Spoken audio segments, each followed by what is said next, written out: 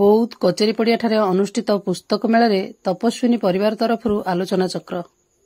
ଆଜି ସନ୍ଧ୍ୟା 7 ଘଣ୍ଟା ସମୟରେ ବୌଦ୍ଧ କଚେରୀପଡ଼ିଆଠାରେ ଅନୁଷ୍ଠିତ ପୁସ୍ତକ ମେଳାର ତୃତୀୟ ସନ୍ଧ୍ୟାରେ ତପସ୍ୱିନୀ ପରିବାର ତରଫରୁ ରାଷ୍ଟ୍ର ଗଠନରେ ନାରୀର ଭୂମିକା ଶୀର୍ଷକ ଆଲୋଚନାଚକ୍ର ଅନୁଷ୍ଠିତ ହୋଇଯାଇଛି।